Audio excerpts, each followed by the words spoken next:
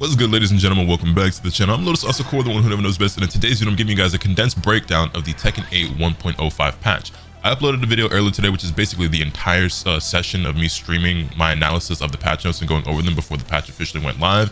And there's timestamps and chapters and everything like that, but I understand that everybody's going to want to click on, let alone watch a 3-hour video, so I figured I'd bring this condensed version as well for those of you who prefer that style of video. In this one I'm going to be highlighting and pointing out some of the most important and impactful changes in my opinion, but granted, I don't know or play every single character in the game, so there might have been some changes that were a big deal to you that may have not seemed like a huge deal to me. And like I said, I'm just pointing out the stuff that seemed the biggest and most important. So if there's something I glossed over, feel free to ask or comment about it in the comment section down below, or check out the longer version where I was going more in depth over every single thing. That being said, let's go ahead and jump over to the monitor and take a look at patch 1.05. So first things first, obviously the patch is out now and is playable everywhere it should be at this point. A new item is being added to the Tekken shop, and then we have some improvements here. Added a feature that automatically lowers the graphic settings for subsequent matches if the processing load exceeds a certain threshold during online practice battles for the Steam version only. Meaning, if your PC is not capable of running the game in ultra settings and you try to push the game in ultra settings, the game's going to say, hey, we're swapping it down a couple of notches because your PC can't really handle this. Don't know about you guys. For me personally, it's pretty annoying when I'm fighting a PC player and their little red indicator in the bottom right corner of the screen is just flashing red because they're very clearly on either a weak connection or they're pushing the game a lot harder than their PC is capable of handling. Then they also improved practice mode by temporarily saving the settings for punishment settings and defense and training mode. When playing again with the same character, the previous settings will be retained. So if you're in ranked or casual and you're queuing up, but you're doing some sort of defense training or whatever the case may be, you have recording set up, the game will actually finally remember those settings when you go into a match and come back, as long as you don't swap characters. It is still a bit annoying that if you seemingly swap characters, it's not going to be that way, but hey, baby steps, I guess. And now we move on to the actual patch. Quickly though, let's go over their philosophy, which is essentially the same as the last patch, where they want the characters' unique qualities that they have to shine outside of them just being another Tekken character. They've also nerfed damage for quite a few characters, as well as nerfing damage for all the stage gimmicks across the entire board. And wall stagger was a big point of emphasis in this patch as well, where they removed that from some characters, but then also gave them some plus frames on certain moves in exchange for that pressure. We also have a new term, strong parry and strong attack reversal, which basically refers to characters like Jin or Leroy who have parries and reversals that work against things that normally you can't parry, like elbows, headbutts, knees, weapons, things like that. Regular parries can't normally parry those types of moves, but these strong parries can. Now, these moves already existed in the game, we just have a new official term for it. And as I just previously mentioned, all of the stage gimmicks in the game have been nerfed. So when it comes to wall breaks, hard wall breaks, balcony breaks, floor breaks, and hard floor breaks, that used to take away 20 gray life, now it only takes away 15 gray life. When it comes to wall bounds, wall blasts, and floor blasts, those goes from 10 damage to 5 damage. And then we've had combo scaling adjustments for wall breaks, hard wall breaks, balcony breaks, wall bounds, and wall blasts. So the damage scaling after the first use of the same combos changed from 90% to 70%. Damage scaling for the second use has gone from 80% to 60%, and damage scaling after the third use in the same combo has been changed from 70% to 50%. I'm kind of indifferent personally on these changes. I'm not mad at seeing the damage get toned down, but I also didn't think it was too out of control. For some characters it was, and maybe you could have addressed those characters specifically, but at the end of the day, I don't think anyone's going to be too upset about damage nerfs in this type of fashion. Also, rage arts have been standardized. Before, certain characters would recover more health than others. Now it's 14 for everybody. One point of health will be recovered on the first hit, and then 13 for the final hit, so that some characters aren't recovering more than anyone. Everyone just gets an even 14. Then we get to one of my favorite changes so far in the entire patch and the game, and that is the changes to Heat Burst. Heat Burst now has worse tracking, making it easier to sidestep and sidewalk. It also gets beat by power crushes and parries now. As you can see, as stated here in the patch notes, remove reversal break attribute, meaning that this change allows players to counter Heat Burst with power crush or parry techniques if they anticipate the attack. And unlike regular power crush, Heat Burst does not power up when it intercepts an opponent's attack. Also, Heat Burst can no longer KO. It will not put you below 1 HP. Previously, Heat Burst kind of worked like a little bit of a mini rage art and kind of like a gotcha situation where you really couldn't get out of. And it's like if a player was smart enough and they realized that you had heat and they had low health, it's like, well, I can't really interact too much. I have to be way more careful and be way more passive, which obviously passive is something that they don't want in Tekken 8. It's very much against their agenda. So they changed that, and they also reduced the pushback, both on hit and on block. And apparently, they changed the behavior on block as well. So basically, all in all, remember everything I was saying I wanted to see in terms of like counterplay to Heat Burst? They actually did it. So for me, this is a huge W, and it will be the last W that I take in this patch. If you know, you know. But we'll get there. Heat dashes have also been adjusted to where they no longer wall stagger, and also they recover 6 health on hit and 3 health on block. Also, the follow-ups that certain characters get from their heat dashes have also been kind of adjusted and changed a little bit, so you're going to have to experiment with your character, especially if you see it here on this list, to where you may not get a follow-up that you were getting in the previous patch. I know, for example, this move right here, Hwoarang's down forward 3+4. I used to be able to get a back 3 guaranteed after that. Apparently, they're changing the behavior of the opponents so that I still get that follow-up, because previously, they would have been able to side Ukemi out of that. And I think this is the final big one as far as system mechanics go. Throws are now officially just straight up homing moves. They have the little blue streaks when they swipe and everything. That being said, command throws are not homing and have actually lost their tracking capabilities, except for these ones right here. So you see Dragunov, Hwoarang, several of King's throws, as well as Paul, Reina, and Steve. So Reina's Sentai throws, a lot of King's chain throws, Dragunov's throws, Steve, still have tracking on those. But this is definitely a nerf to King and several other characters, but a lot of those characters get some buffs, as you'll see later on. With that out of the way, we move on to characters, and Alisa is basically the same. They nerfed her power crush, but they nerfed high power crushes across the board. All the characters that you know with a super annoying, very powerful high power crush, looking at Victor, looking at Azucena, looking at Eddy, all those characters have had those power crushes nerfed, and Alisa is no exception. Asuka got a couple of nice changes where she has these strings right here, where you can now delay the hit so you can kind of mix up your timings and throw off your opponent. This change is also noteworthy right here because the frame recovery has been changed for her forward 2. It's now +1 on hit, and it's also safe on block. I think it went from -12 to -9, not from -9 to -12. Bit of a typo here in the notes, but this move definitely got buffed, and this is actually a pretty good move for Asuka, so noteworthy change IMO. There are some other ones here as well, but like I said, I'm not going to be going super in-depth and into detail for every single character on the list. Like I said, kind of glossing over it, picking some highlights for the sake of the video. But if you want more in-depth thoughts or analysis, I have a longer version that you can check out on the channel, or there's, you know, plenty of other great creators who've also talked about these changes. Moving on, Azucena actually sees a decent amount of changes herself and gets some noteworthy buffs. She got a bunch of new transitions into her Libertador stance and her back turn stance, and also several of those moves received some buffs. So certain strings that used to do certain things on counter hit now do that on regular hit. She sees some damage adjustments as well. So Azucena got some buffs. I think I even saw Olson on Twitter saying that he's going to potentially pick Azucena back up, as well as try out a little bit of Dragunov and maybe even be dropping Reina. We'll touch on Reina a little bit later. I don't know if dropping her is the play, but we'll see. Bryan is mostly the same, but he's got some new combos he can do, and also his taunt, the damage scaling has been removed. I think it was like 90% scaling before, but now you just get 100% of your damage. So that's a pretty cool change for Bryan players. Then we have Claudio, who has a new strong aerial tailspin in his 2-1-2 string. I've already seen some pretty crazy combos from the Claudio players on Twitter using this string, so have fun. Devil Jin sucks. The Devil Jin at the start of this game was pretty good. You know, arguably the best character in the game, definitely like top 5, top tier, and he's been subsequently nerfed throughout these last several patches. This one included his Demon Paw Saw nerf. They took out the setup that Kudans has been doing in tournament. If I'm not super lazy, I'll edit in a clip and you can see exactly what I'm talking about when it comes to this basically Oki setup that he had. But yeah, I don't get it. And it's funny too, because like historically Devil Jin is like always top tier, and it's funny that we have this new weaker version of him in the game, and you're basically going to be stuck with this for the foreseeable future until whenever season 2 starts, presumably sometime in January or February of next year. There will be more patches, they said, but it's not going to be anything significant. So yeah, sorry Devil Jin players. Dragunov managed to evade his taxes yet again. And then we have Eddy, who saw the power crush nerf, so his that high power crush that Eddy players love to abuse and love to do at round start. Less pushback, more recovery. Still safe at only -9, which was the trend for these power crushes, but they also nerfed the damage on this. So basically, across the board, you see these high power crushes and these heat engagers, they are more steppable, so they have less tracking. In some cases, the damage was nerfed. In some cases, they were slowed down, like when we get to Victor a little bit later on. And they're just going to be easier. They're still safe, but you can't just abuse them as easily as you could before. Another noteworthy change for him is these ones right here. His bag 3-3 launcher and his Wild Rising 2-3. They've increased the recovery frame, the amount of recovery by 1, meaning that they're now -15. So these are launch punishable for most characters. If you're somebody with like a 15 frame down 4-2 or a hop kick, congratulations. Eddy just became a lot easier to fight. Feng actually got some noteworthy nerfs this time. I feel like he kind of got away with a slap on the wrist last patch. This patch, I would say he actually got nerfed. He's probably still going to be good, but these are definitely worth taking note of. Damage nerfs across the board. His power crush also got nerfed. They nerfed the tracking, they nerfed the horizontal hitbox, and they also changed the behavior on blocks so that there's less pushback. Also, his headbutt now has a counter hit follow-up, and I don't really know how noteworthy this one is right here, but the numbers just seem crazy. So shifting clouds too, it's a high, right? But this has gone from being +6 to +25, and it's went from 15 damage to 18.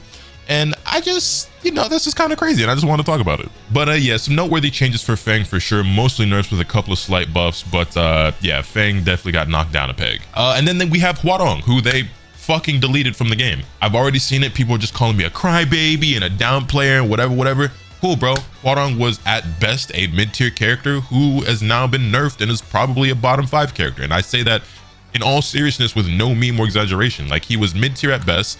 Like, we're not gonna get into it because I could rant about this, but I was like, yeah, he's probably not even top 20 because, like, listen, when I start talking about Reina, Feng, Dragunov, Jin, King, Lars, Law, like Alisa, Nina, like Lili, and granted some of these characters have changed, but even still, it's like plenty of characters in this game were better than Hwo, and they either got buffed or stayed relatively the same. Some of them got nerfed, but they're still better, but he also got nerfed, and characters who were worse than him, arguably, got buffed. So I just, yeah, down 3-4 is now even easier to punish on block, even though it was already pretty punishable if you blocked the low, because if you block the low, you automatically duck the high. Congratulations, let's get a while standing launcher. Now you can interrupt it even easier and do like Steve down 4-2, which has been buffed, which we'll touch on later, and so on and so forth. And it's just like, let's take the mid-tier character who they themselves acknowledge Hwoarang's character performance is not excessively high. So they're saying he's not particularly strong and doesn't do that great.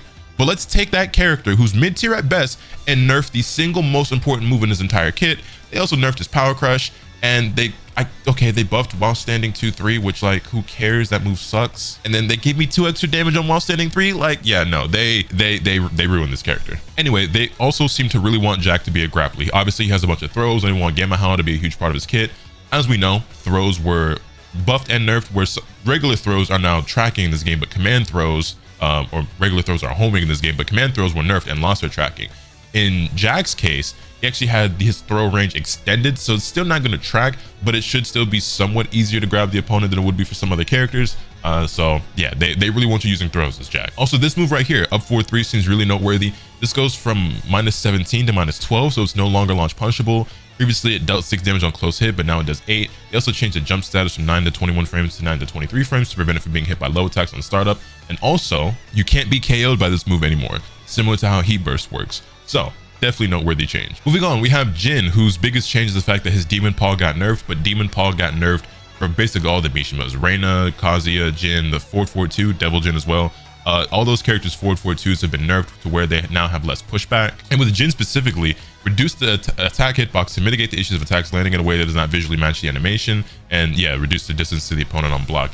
Jin's Demon Paw was arguably the best one in the game. Reina's is also pretty crazy, but it also got nerfed. It's between Jin and Reina. If you want to say Reina, I'm not going to argue with you on that.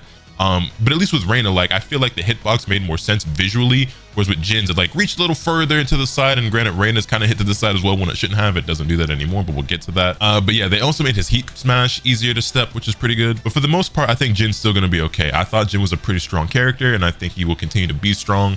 Unless the 4-4-2 nerf is that significant, which it shouldn't be, because it's still going to be a good move. It's just not going to be as abusable as it was before. And I feel the same way about Reina's. I think you just got to think just a tiny bit more when you use it now. Then we have June, who has been completely reworked. She has a ton of moves now that give her more health back.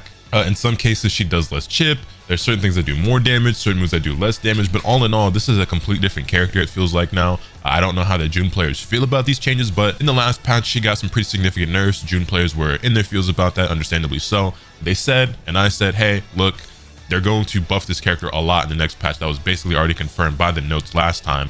And so as you can see, lots of upward arrows here for her. Not going to go in depth on these changes like that. I talked about it a little bit more, like my full analysis. And if you want a good June player to go take a look at, I would recommend probably Fergus, who plays Asuka in June. He could probably tell you a lot more about these changes than I could. Then we have Kazuya, who also got his Demon Paw nerfed in the same way.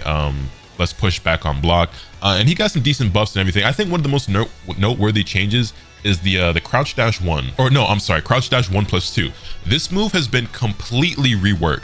Before, this was a counter hit launcher that did 23 damage and was -6 on block, so it was safe, but it was no longer your turn, you know what I mean? Whereas now, the damage goes from 23 to 33, you're left closer to the opponent on block, and it's plus on block. This gives you another mix-up option from your wave dash. When you start throwing this in with your health sweep and your electric and everything like that, this creates more powerful offense for Kazuya, which I think is pretty interesting. Kazuya players, you feel free to let me know how you feel about this change. I know FeedyX in his breakdown video went very in-depth. He was very passionate about this change and actually displayed and showcased a lot of how you implement this move and why it's so good. But yeah, I think it's a really interesting change. You guys feel free to let me know. But yeah, also a lot of his double form moves and his heat moves have been buffed as well. Using less heat, he's doing more damage. I think Kazuya players are doing pretty okay right now. And speaking of doing pretty okay, we have King, who definitely got nerfed, okay? He got nerfed by the game itself because obviously throws don't, his command throws are no longer homing, right? They're no longer tracking. Regular throws still do, a lot of his chain throws do, but he also got a new wave dash. So King had a wave dash before, but the way you had to wave dash was different from how you do a traditional Mishima wave dash, and it was significantly harder. Now he can do a regular Mishima wave dash, which makes him easier and stronger. I think that is a pretty significant change, but he did see some other nerfs as well, like to his back three, which I thought was a very, very silly move. But the tracking has been reduced, the damage got reduced from the throw part, and the opponent's recovery time for strike throws has been reduced by 6 frames. All in all, I think King is still going to be very, very powerful, and him having access to that easier wave dash makes it so that the lack of tracking on throws is like kind of mitigated to some degree, because with wave dashing, you're realigning with the opponent. So if you're doing throws out of wave dash, you're still gonna be cooking just fine. Also, this change right here, forward 2, opponent's recovery time when blocking has been increased by 7 frames, meaning that this move is now +7 on block. Yeah. Kuma and Panda are basically the same. Lars is basically the same. They had some hitboxes and hurtbox adjustments. So I shouldn't say basically the same, but like there were no like real like buffs or nerfs in terms of like, oh, this move does this much damage more, or like, you know, the plus frames were changed here, anything like that. Damage hasn't been changed at all. It's more hitbox, hurtbox stuff. So that might affect like the tracking of certain things or the ability to punish certain things, but that's really about it. Then there's Law. Law's slide into nunchuck follow-up, that has been nerfed. Before, that was something that you could loop over and over very easily. Now it's not really the case because the nunchuck knocks you further away than it did before. The same thing applies to Shaheen, who had a very similar setup where you would do slide instead of the, I forget the name of the move, but the little backhand that flips you over, whatever. Both those characters saw nerfs in that way, and also the slide is now easier to punish because they have bigger hurt boxes. I believe that also applies to Lee as well. Speaking of Lee, his power crush got nerfed, but his while rising launcher is now more reliable and more consistent. Lee players, you know that you would do the while rising, I believe it's 2-3, and oftentimes what you had to do was heat burst in order to get that to combo. Otherwise you didn't get much. The problem was that a lot of times, in a lot of cases, that combo would drop and the heat burst actually wouldn't connect. So in order to fix that, they actually extended the hitbox of the heat burst, which I thought was a little bit interesting and surprising because they're obviously nerfing heat burst in this patch, but his heat burst in particular got buffed, and it having more range is kind of crazy to me. I saw somebody say like, oh, it's not really counterproductive or counterintuitive to the changes they're making because like it doesn't fall in line with like them eliminating the tracking, but it's like, yeah, but heat bursts already have pretty crazy range, and so with Lee's, you're probably going to be hitting from like range 3 with his heat burst now. And like I get it, like there could have been some other complications out of Rose and it would have been too strong maybe if there was just less pushback on the launcher and you were just able to get easier follow-ups or combos or strings, but it's just like I don't think it's gonna be like anything game breaking. It was just interesting to me as like, okay, we're nerfing heat burst, but with this character specifically, his heat burst is actually gonna get more range. Obviously it's still affected by, you know, the lack of tracking and pushback and everything like that, but for the sake of that combo, he's gonna be able to get that much more consistently. He also lost a lot of evasion on his moves. I don't really know how much that's gonna affect him long term. But yeah, Lee was a character who I thought was pretty strong. He's probably still going to be pretty strong, but not going to be the best or worst character in the game. Then we get to Leo, who saw a bunch of damage nerfs, but he also does chip damage now on the QCF move. So QCF 2-1 and then QCF 2-4. You can also delay the second hit of those strings now, which enables them to mix up their timings and everything like that, throw off your opponent. The opponent's recovery time has also been increased by 7 frames, which makes QCF 2-4 go from being 11 frames, which is unsafe and punishable by a 10 or 11 frame string, to -4. So that's a pretty substantial buff, I would say. But yeah, they felt like Leo's damage, particularly at the wall, was pretty high, so they toned that down, but I think Leo's going to be just fine. I'm of the opinion and of the belief that Leo's a pretty underrepresented and underexplored character that I think is pretty strong right now. And much like Shaheen, I think it would only just take one player to really put them on the map and for people to go, oh, Leo is actually pretty damn good. But people have always considered Leo to be pretty boring and uninteresting, so that's why many people don't really play them. But I don't know, it is what it is. They do have a pretty lame range art, huh? Then we have Leroy, who one of his interesting changes is the fact that his cane, before, if he would try to use his cane and you interrupt it, that would be the end of it. He wouldn't be able to use it again because you only get that, it's a one-time use. Now they made it so that if you get interrupted, the cane will not be considered used. So you still have another opportunity to use it, which I find interesting because there's other things that exist in the game that aren't like that, or that were how it was previously. For example, your heat smash. Heat smash is interruptible. Heat smashes don't have armor or anything on them like that, right? So there are certain times and certain instances where you would be interrupted. And if your heat smash gets interrupted, say goodbye. Like it's already used up, it disappears. Like, I don't know. I don't think this is a huge deal. I just found it interesting because they're just, you know, it's a similar kind of thing. And obviously heat smash and cane are not the same thing at all. But I don't know. I guess that's a buff for Leroy. I'm sure Leroy players will welcome that with open arms. This is a character who didn't get like a ton of changes because, as I stated, he got a lot of buffs in the last patch. So he got some adjustments here, but nothing super crazy or noteworthy in my opinion. But Leroy players, you feel free to let me know if anything here is like super like game changing for you. I guess there are some damage nerfs and a couple of like frame data nerfs on like the punches when you're down, which I guess this one actually is kind of a big deal because the frame advantage has been changed from -13 to -16 on block and from -2 to -5. The -5 on hit isn't as big of a deal. I mean, it does matter, but the -16, like, because that makes the launch punishable at that point. So I feel like that's even more significant. But yeah, that's Leroy. And then we have Lili, who we all expected to see significant nerfs, and well, I guess they were significant enough because FDX is basically saying, yeah, I think I'm gonna drop Lili. Which is understandable because Steve, the other character he's been very interested in since the game release, saw some pretty significant buffs. So looking forward to seeing the Steve gameplay. But yeah, Lili, she saw nerfs like Piercing Thorn, Feisty Rapid stuff, so she no longer gets her wall stagger, as you can see noted here, and also increased the opponent's recovery on block by 3 frames. So that was the trade-off, right? We see this for some other characters where there's no wall stagger here anymore on these moves.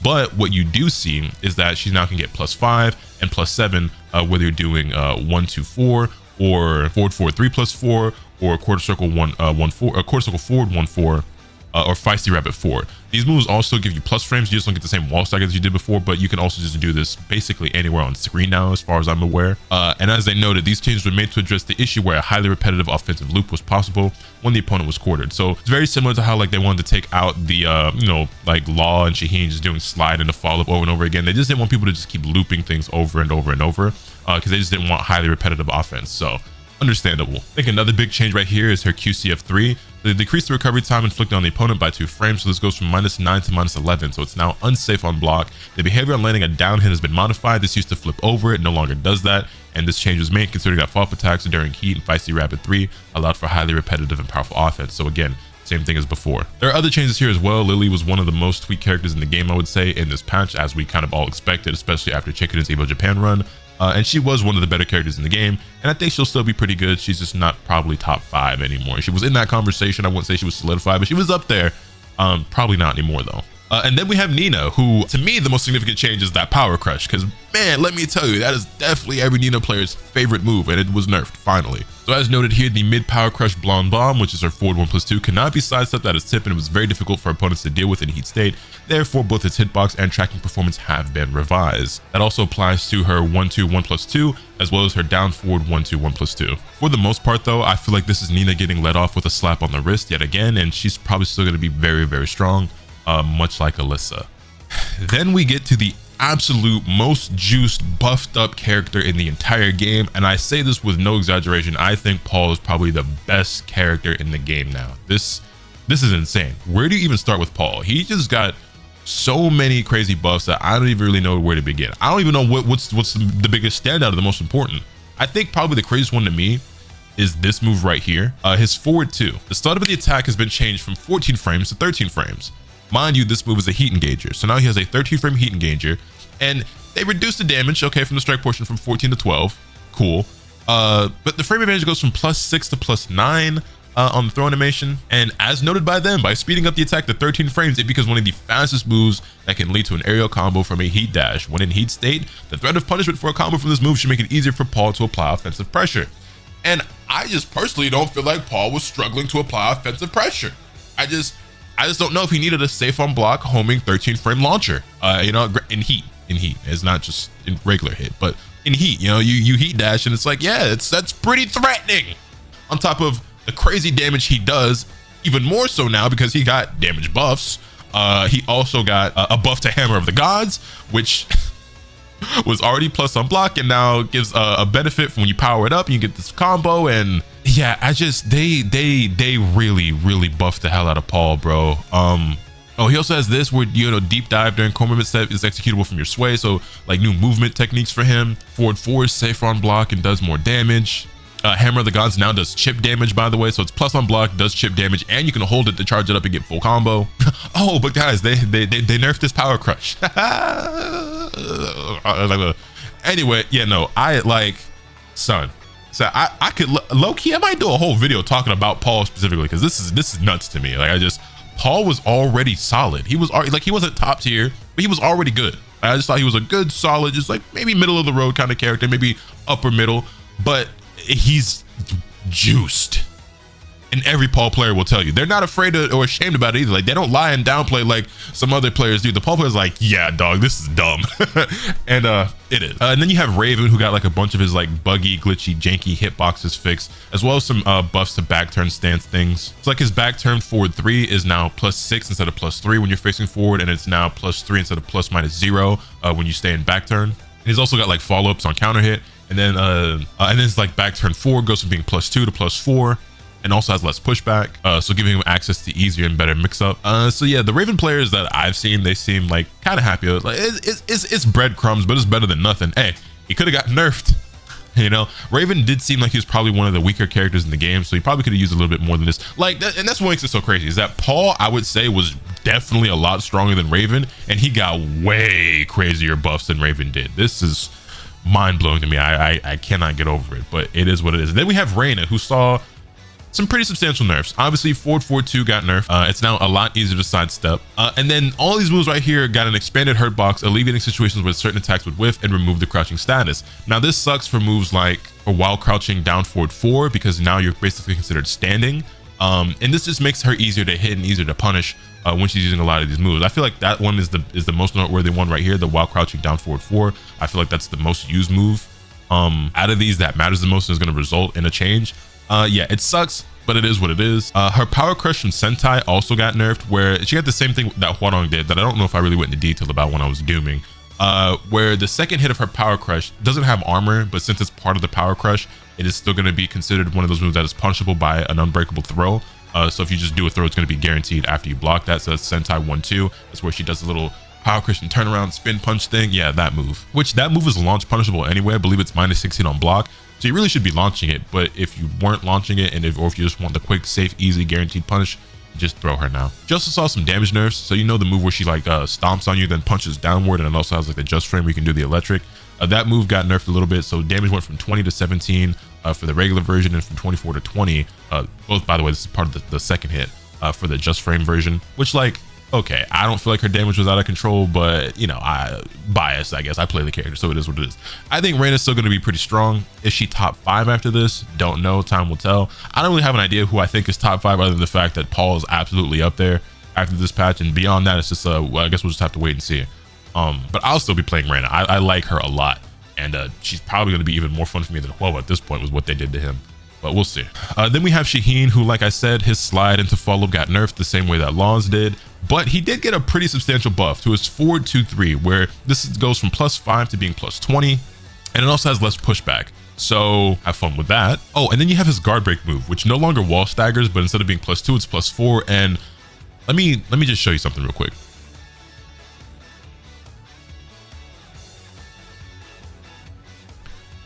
Granted, that's in heat, but like, it's kind of silly. It's kind of silly. Shaheen's still going to be pretty good. Oh, also, in case I forgot to mention, his power crush also got nerfed, which definitely is noteworthy. He had a pretty good power crush, but it just falls in line with all the high power crushes in the game getting nerfed. And those are probably like the biggest standout changes to me as somebody who doesn't play Shaheen. Then moving on to the final stretch, we have Steve, who sees multiple buffs again to Lionheart, as well as a buff to while crouching down forward 2. So he now has a while crouching 16 frame launcher in his full crouch down forward 2, which I think is a huge change for him personally.